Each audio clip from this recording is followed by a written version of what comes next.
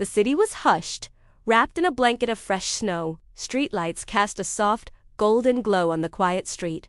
Each falling flake, a tiny, fleeting star. She stood there for a moment, the cold seeping through her coat, a feeling of loneliness as sharp and crisp as the winter air. Pulling out her phone, her fingers numb, she typed a simple message, a small reach for connection, into the digital void. The snow is beautiful tonight, isn't it? A message meant for a friend.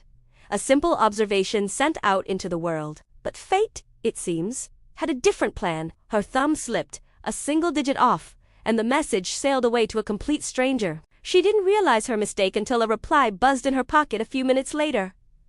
It wasn't from her friend. It was from a number she didn't recognize. "It really is," the message read.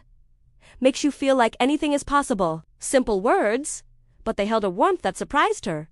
A kindness that cut through the evening's chill. She smiled, a genuine, unforced smile, and typed back. That one accidental text sparked something unexpected. It became their ritual.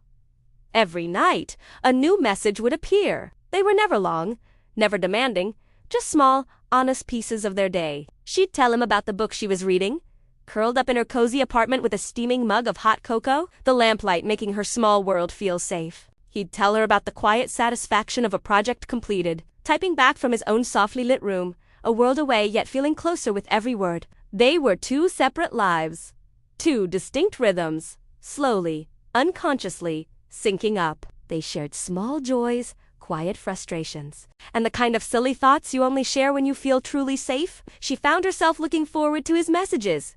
That little buzz from her phone becoming the brightest part of her day. He became her confidant, her midnight philosopher, her secret keeper. And she, his, without ever knowing a name, a face, or a voice. Their connection deepened in the silent spaces between their words. In a world that often felt loud and overwhelming, their text-based friendship was a quiet harbor. She would find herself smiling at her phone on the bus, a private joke just between the two of them. He would reread their conversations, a small archive of shared moments that had become surprisingly precious. They were painting pictures of their lives for each other, stroke by stroke, message by message. Her love for old jazz music, his passion for black and white photography, her fear of thunderstorms, his dream of one day seeing the northern lights. They were building a bridge, text by text, across the distance that separated them, not knowing how sturdy it would become.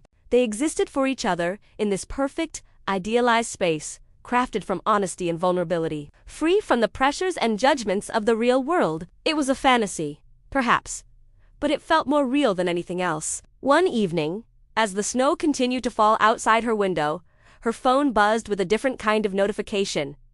It wasn't a text, it was a voice note. Her heart skipped a beat. For weeks, they had lived in a world of silent words.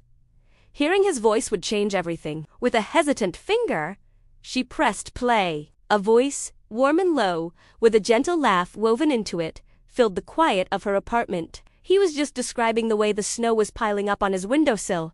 A simple observation, but the sound of it. It was everything. It was familiar. It was comforting. It was real. In that moment, she realized this connection was no longer just a pleasant distraction. The wrong number had become the safest, most genuine part of her day. The anonymity that once felt freeing now felt like a barrier. She needed to know the person behind the voice that had so easily captured her heart. Taking a deep breath, she typed a message that would change everything. "I think it's time we met." His reply came back almost instantly. "I was hoping you'd say that." The place was a small café, its windows glowing with a warm, inviting light against the deep blue of the winter evening. Piles of soft snow were drifted against the building, making it look like a gingerbread house from a storybook. Her heart was a frantic drum against her ribs as she pushed open the door, a little bell chiming her arrival. She scanned a few patrons, her hands suddenly clammy, and then she saw him. He was sitting at a small table by the window, a book resting beside his coffee cup. He looked up as she walked in, and a slow smile spread across his face. A smile that she felt she had known forever. It was the smile of fate setting the table early, of a story that had already written its own beginning. As she got closer, she saw the cover of the book. It was the exact one she had told him about just a few nights before. He had remembered. He stood up as she reached the table.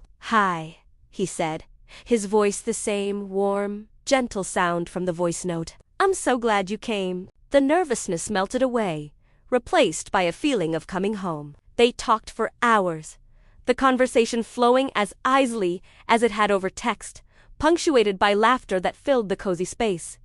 Later, they walked out into the gentle snowfall. The city was quiet again, the world soft and new. Their scarves brushed, their hands almost touched, and in the cold of the winter night, they had never felt so warm. If this story made you smile, please like this video and subscribe to Love and Us for more. Thank you for watching.